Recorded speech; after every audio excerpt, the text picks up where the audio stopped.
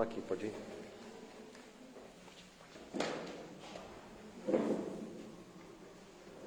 Todo mundo vem? Alguém vindo a casa a primeira vez? Sejam bem-vindos, tá? Que voltem muitas vezes estarmos conosco. Este é o nosso grupo que estamos em comunhão.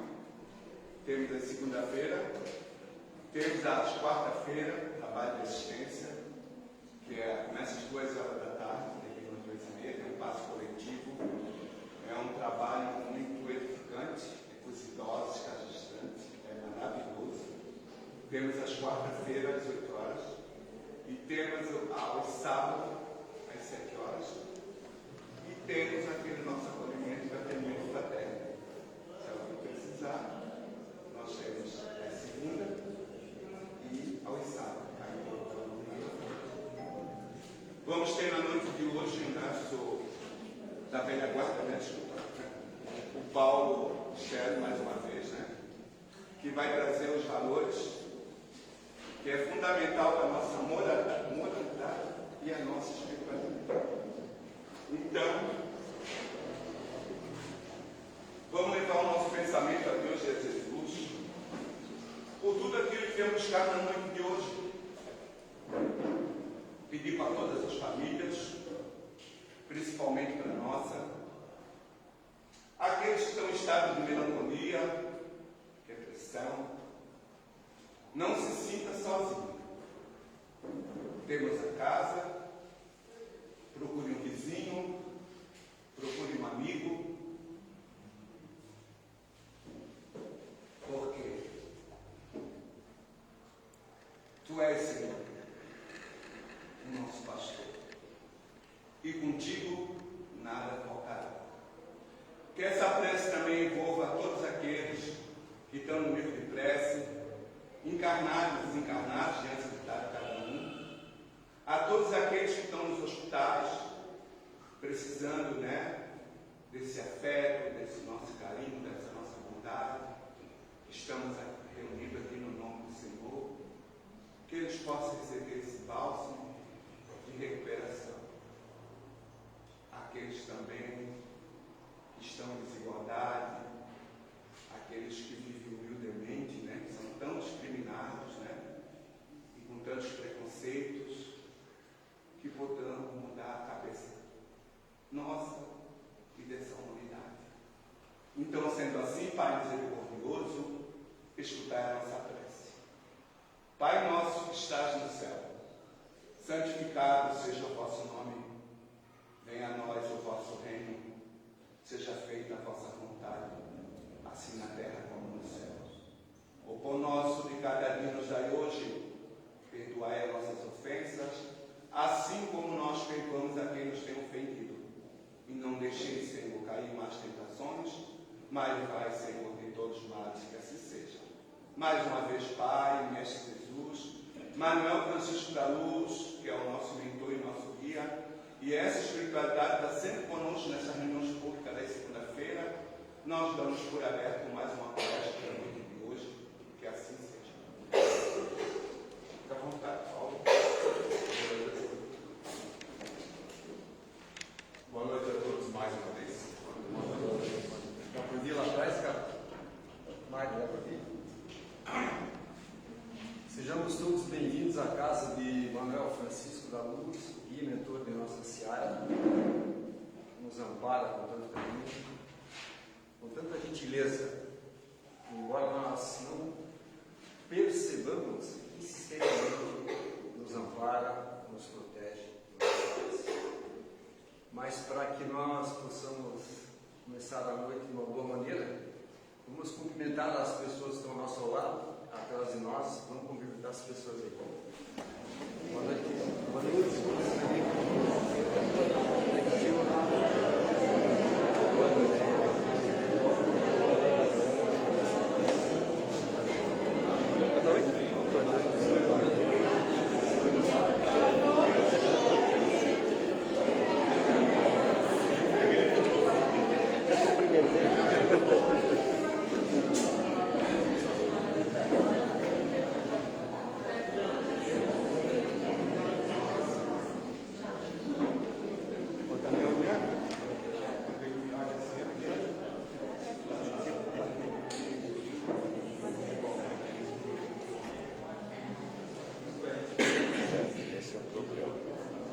Para quem já tem algum conhecimento da doutrina espírita, quando Jesus revelou o Consolador prometido,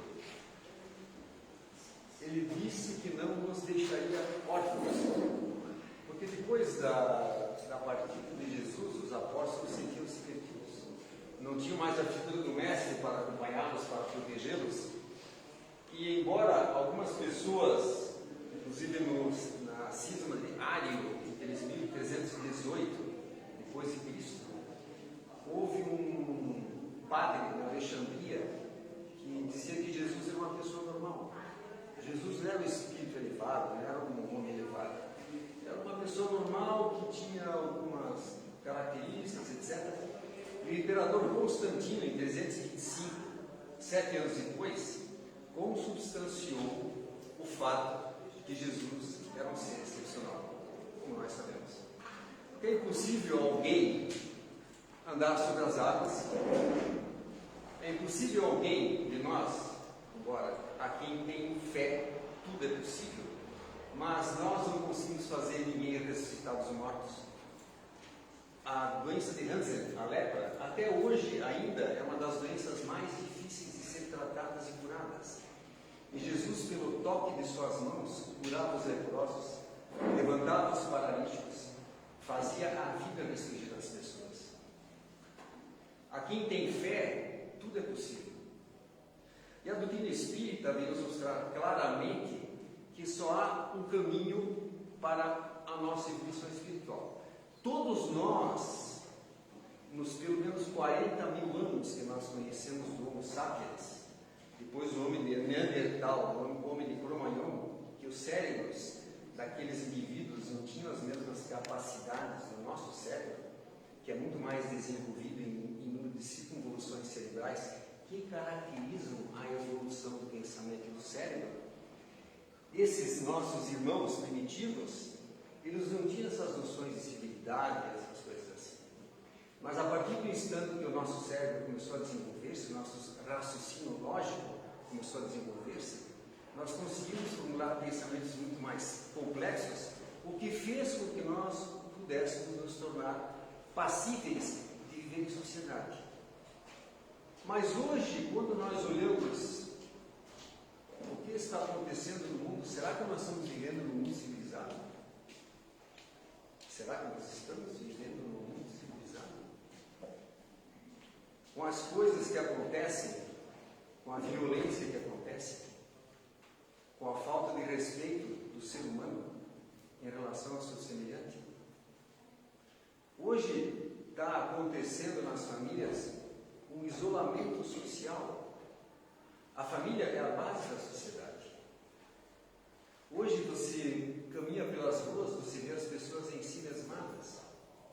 Cada um de nós envolvido no seu próprio mundo, com fones de ouvido, ligados no telefone celular, ligados nas redes sociais, mantendo contato com a pessoa somente por mensagens. Ninguém mais se reúne, ninguém mais fala entre si. Hoje as ligações de telefone muitas vezes só são para você saber de alguma coisa mais urgente, senão tudo é rede social. Existe uma paranoia de que a pessoa tem uma necessidade de parecer aquilo que ela não é. É curioso, você está andando na rua, de repente a pessoa passa com o telefone celular, faz um sorriso caminhando e logo em seguida a cara fecha de novo. Cara amarrada, uma pessoa desanimada, sem motivação. O que está acontecendo? Aparentemente todos nós vivemos um mundo real de felicidade, mas essa não é a realidade. Estudos científicos interessantes mostraram agora que existe em dosagens bioquímicas e laboratoriais, especialmente entre os jovens e os adolescentes, uma preponderância muito grande de cortisol plasmático, adrenalina, noradrenalina e substâncias que são estressantes.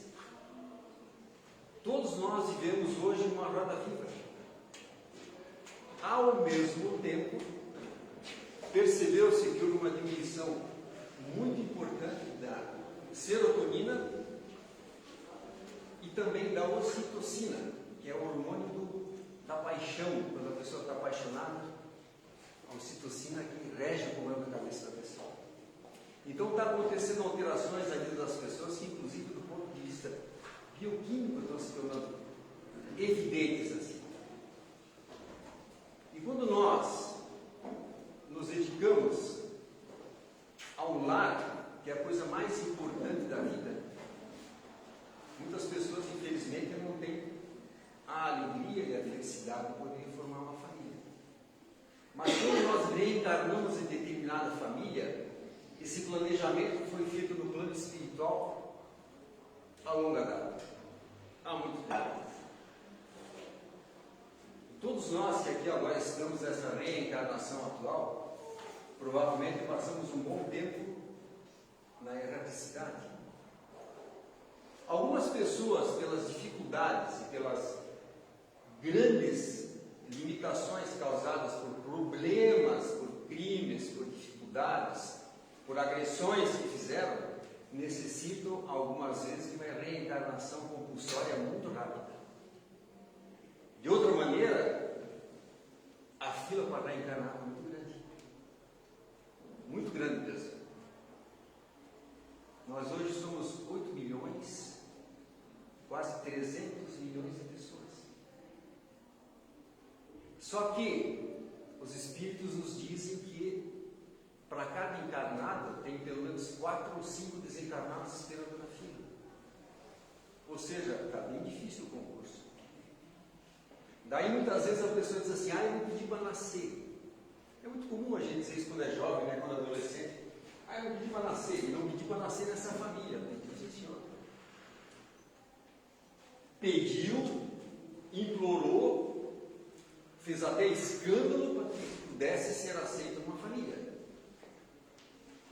E a espiritualidade, a partir do instante que existe o plano reencarnatório da pessoa, os espíritos amigos vão em caravana nos diversos casais que anseiam em ter filhos, e no despreendimento do corpo físico durante o sono, vão consultar aquelas pessoas que são candidatos a pais e mães, se aceitam receber aquele espírito.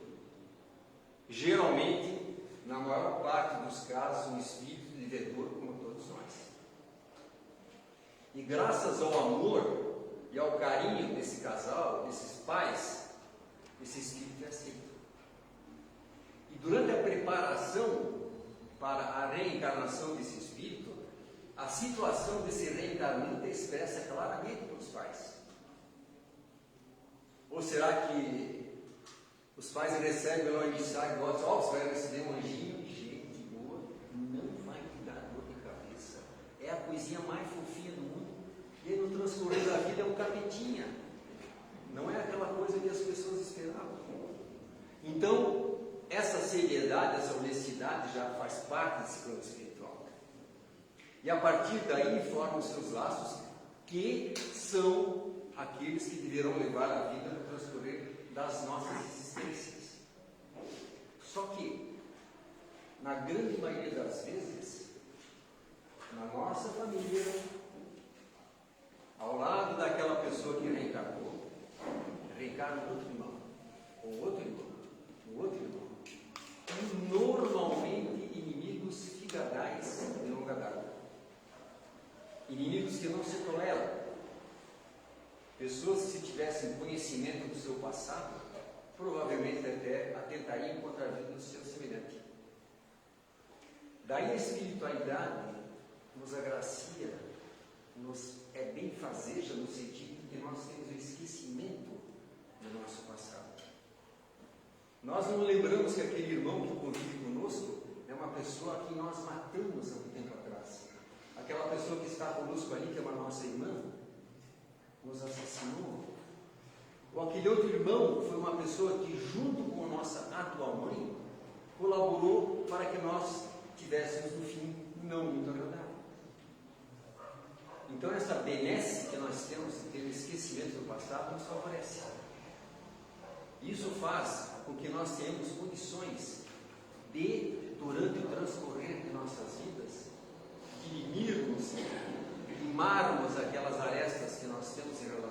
semelhantes, para que nós possamos evoluir.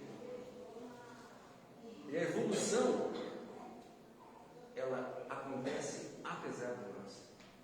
E quando nós estamos no plano espiritual, no nosso departamento de reencarnação, nós escolhemos as provas e as dificuldades que nós iremos passar nessa atual reencarnação.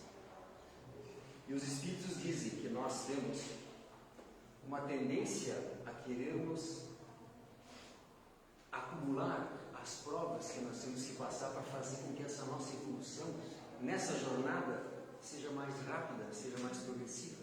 E geralmente falhamos. Então, o que ocorre? Nós programamos para vir com tal dificuldade, tal defeito, vivemos na miséria, vivemos em atrito, vivemos numa sociedade que não nos dá apoio, passarmos por dificuldades morais ou físicas ou econômicas. E os nossos irmãos do plano espiritual vão dando uma brandada, não, é muita coisa para você. E quando a gente está no lado de lá, a gente, bom, agora vai encarar qualquer problema, tudo vai dar certo. E quando nós reencarnamos aqui, nós temos o apoio e o socorro desses irmãos que se responsabilizaram pela essa nova reencarnação. São os nossos anjos guardiães. Eles nos amparam constantemente, nos auxiliam, nos protegem, nos guardam. E embora nós possamos não perceber a sua presença, eles estão constantemente nos amparando e nos fortalecendo. Quem aqui acha que sua vida é boa? Levanta a mão.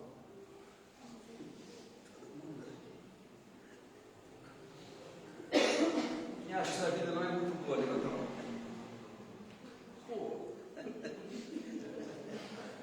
Só o fato de nós estarmos reencarnados já é uma felicidade.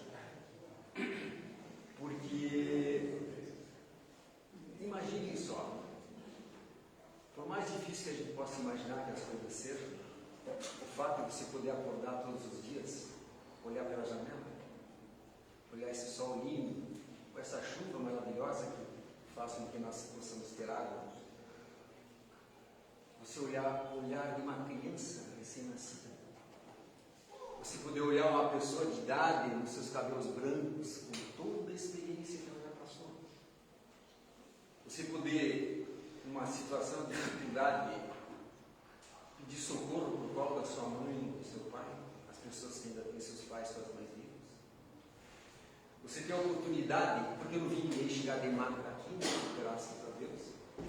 Você tem a oportunidade de ter um corpo perfeito, de poder caminhar, de poder falar, apesar de que a gente fala demais, muitas vezes, né? A gente tem uma boca e 2 ouvidos, e de ouvir mais e falar menos. Mas tudo isso são bênçãos de Deus para que nós possamos valorizar aquilo que nós temos. E nós, na doutrina espírita, temos uma grande vantagem. Ela nos mostra que Deus não é aquele juiz de cabelo branco sentado numa cadeira com martelo na mão dizendo inferno, céu, purgatório, inferno, purgatório, céu. Não. Deus é um Pai de amor. Deus é um Pai de amor.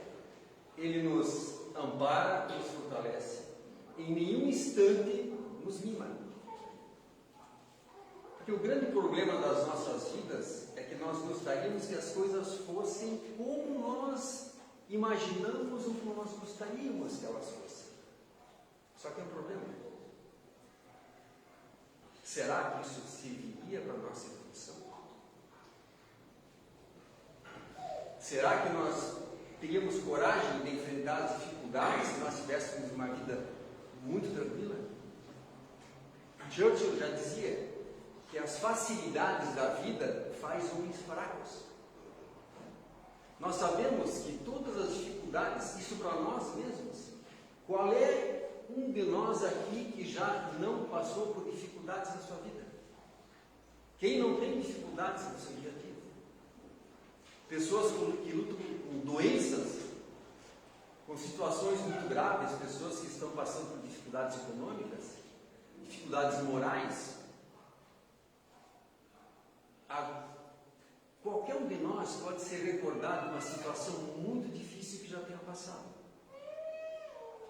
Às vezes, naquele instante, aquela dita situação pode parecer para nós que é uma coisa irreversível, que é uma coisa extremamente difícil de nós conseguirmos sobrepujar essa dificuldade. Entretanto, por mais difícil que essa situação possa parecer, quando passou aquele período grave, daquela limitação muito grande que nós tivemos, nós saímos muito fortalecidos. Isso é inevitável. Nós saímos fortalecidos. E a experiência de nós passarmos e vencermos dificuldades faz com que nós tenhamos mais coragem e mais fé para as próximas dificuldades que vêm. Porque na nossa jornada da vida, quando nós saímos para começar a nossa jornada de vida, seria bom se nós não caíssemos, né? Seria bom se não tivesse obstáculos na nossa caminhada. Só que uma jornada de 800 quilômetros, tudo começa no primeiro passo. E muitas vezes o fato de nós cairmos é uma coisa interessante, que nos faz pensar se nós não estamos indo no caminho errado, não estamos dando um passo muito além daquilo que nós necessitaríamos, mas o mais importante, quando nós caímos, o herói não é aquele que cai. O herói é aquele que cai, que se machuca, mas consegue levantar e consegue continuar a jornada. Isso acontece com cada um de nós. Cada um de nós aqui, anonimamente ou não, é um grande vencedor. Passou por diversas dificuldades, passa por diversas dificuldades. E é nesses instantes que nós passamos por dificuldades, muitas vezes atrozes, que nós não vemos saída, que vem aquela vozinha do teu inconsciente. Você vai dormir, faz uma prece de manhã cedo, você acorda com a resposta daquela tua dificuldade. São os nossos amigos, nossos espíritos amigos, que nos transmitem de uma maneira muito discreta a solução para os nossos problemas. Isso são valores que nós conseguimos gradativamente mais, recebendo as orientações que nós temos na doutrina espírita. O Evangelho, segundo o Espiritismo, é um manual de bom comportamento.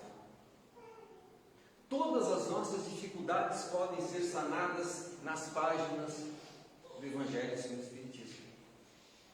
As questões morais, sociais, dificuldades tais que nós possamos ter, também tem as respostas no Livro dos Espíritos. Questões extremamente importantes que levam a respostas que talvez nós não possamos ter imediatamente, mas estudando a resposta que nós temos nessas obras sensacionais, nós conseguimos dirigir as nossas vidas.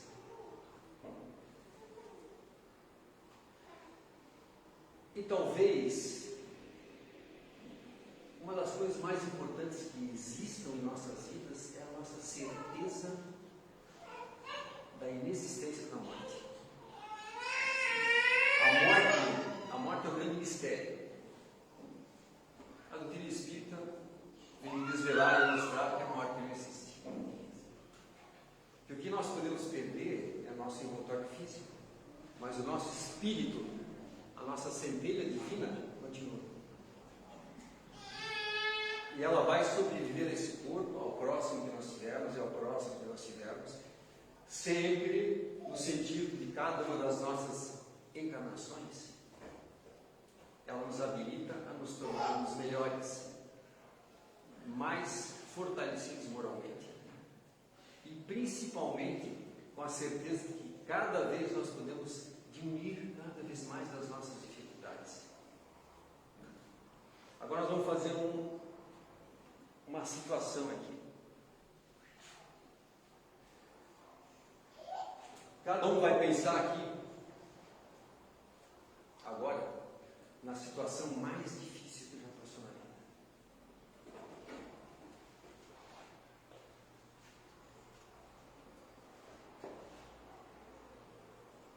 Se for mais de uma, pode ser mais de uma.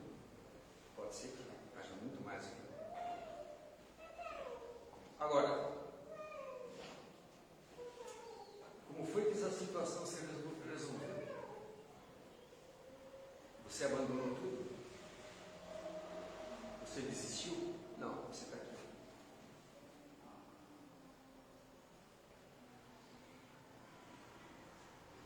Agora vamos pensar na coisa, difícil também dizer isso, né? Uma das coisas que te fizeram mais feliz. Qual é uma coisa que vem à mente e faz você pensar, que te traz uma felicidade muito grande? Nascer um filho, alguma coisa importante na sua vida?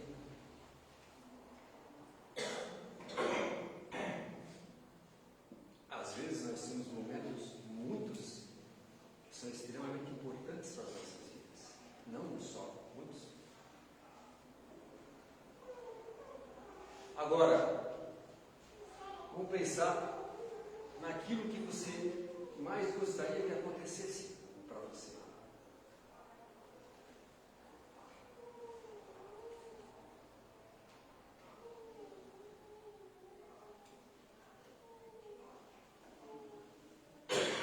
Agora vamos pensar naquilo que você gostaria que nunca tivesse acontecido para você, mas aconteceu.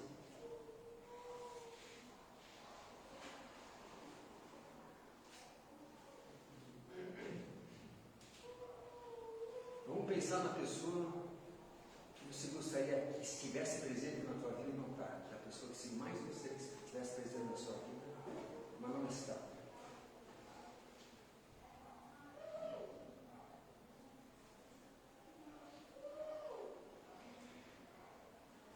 O que você faria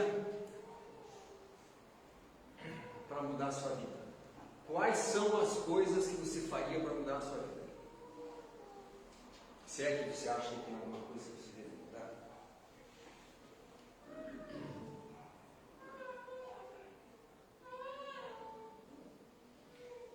E também, aquilo que você, se tivesse condições, que aconteceu, que foi muito ruim para você, que você, se possível, tentaria reverter essa situação.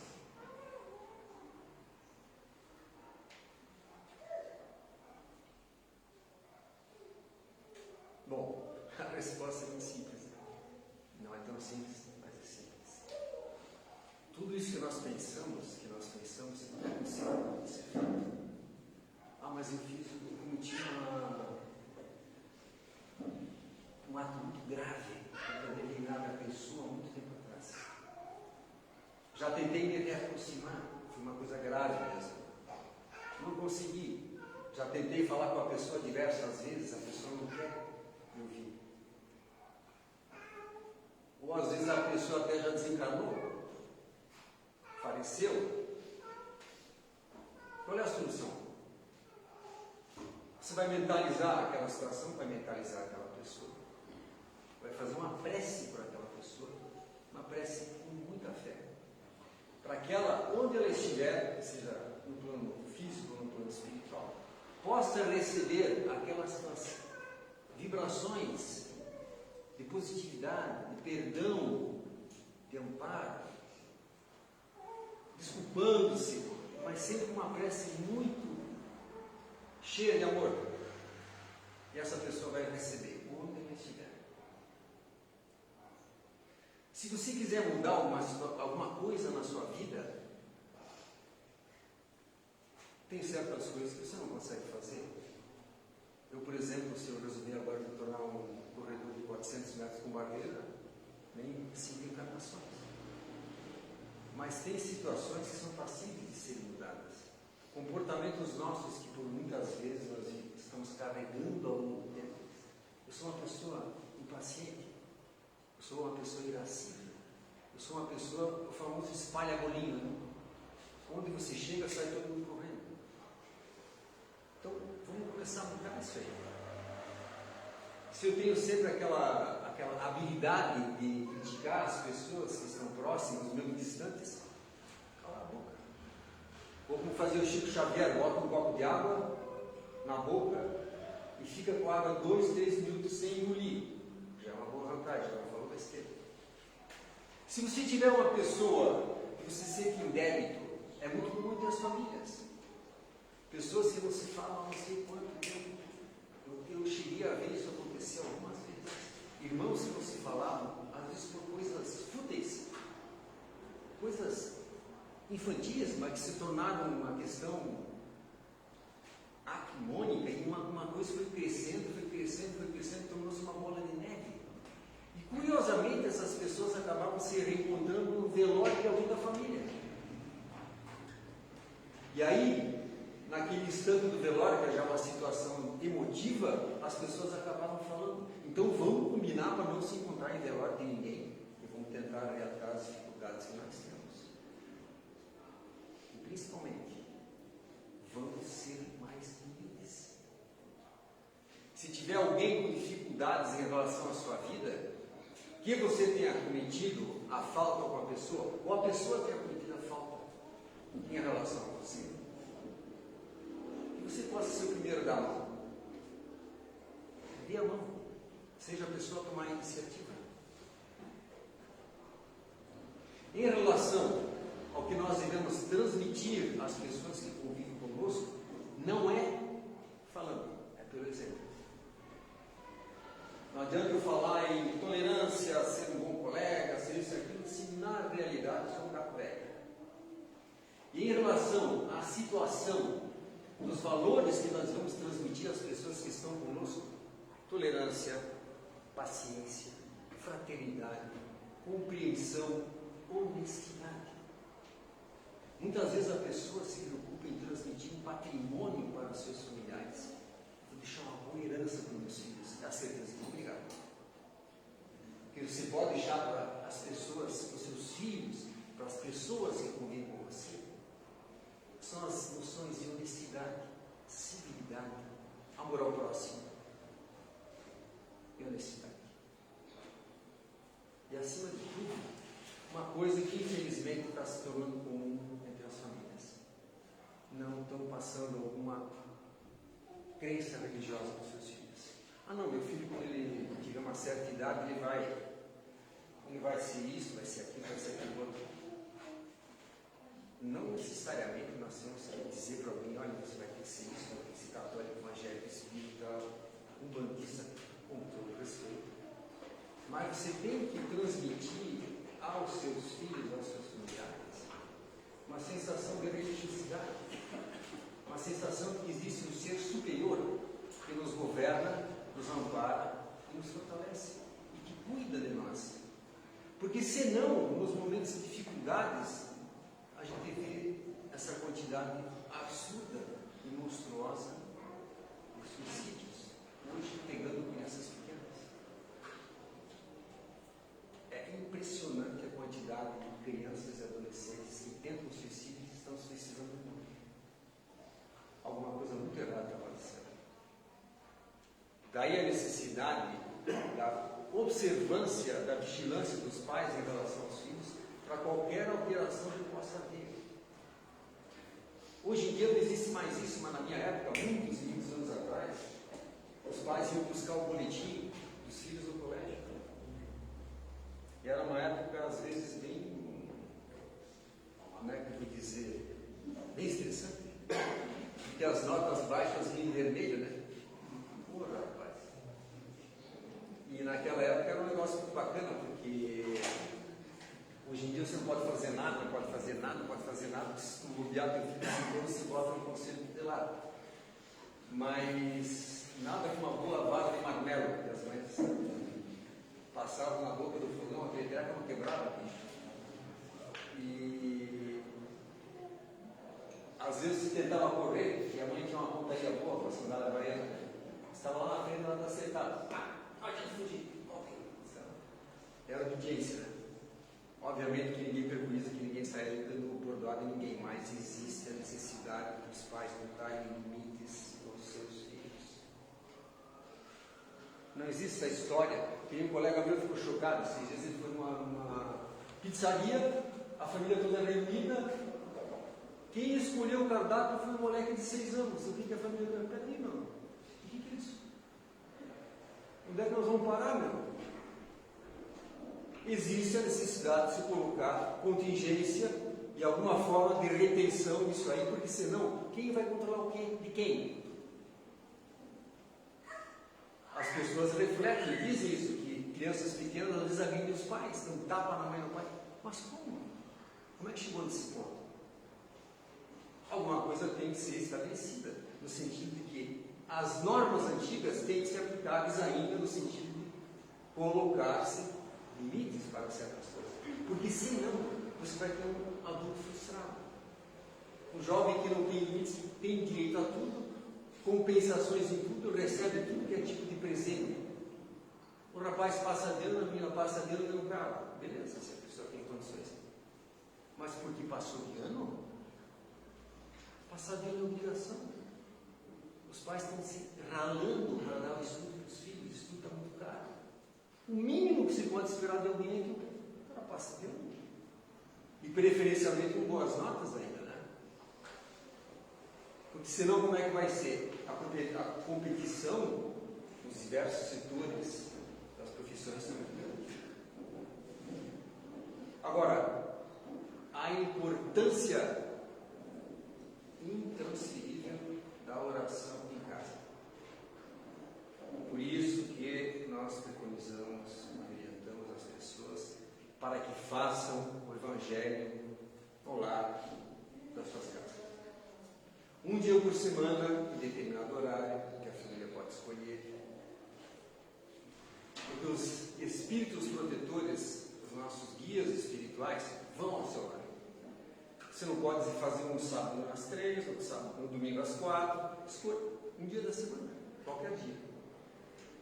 Segunda-feira, 21 horas, Evangelho no lar.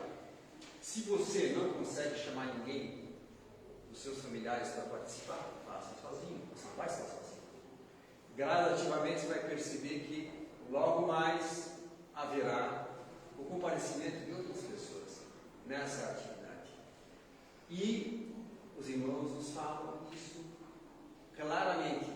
Essas vibrações positivas emanadas do Evangelho no lar irradiam-se para os seus familiares, para as pessoas ao redor, nos prédios. Isso acaba se tornando uma higienização do lar, porque os nossos guias mentores, esse pensamento unido das pessoas que estão fazendo essas preces nesse instante, estão atendendo as pessoas dos nossos lares. Então, meus irmãos, já falei demais. Que tenhamos todos uma boa semana. Que Deus abençoe. E que principalmente jamais desistamos. Tenhamos fé. Por mais complexa que possa parecer a situação, por mais tenebrosa que seja a tempestade, nosso barco pode estar virando. As ondas podem estar passando por cima da proa. As coisas podem estar parecendo que vai tudo de água abaixo, mas Jesus está no meio. E no final nós venceremos. Uma boa noite. Boa noite, Paulo.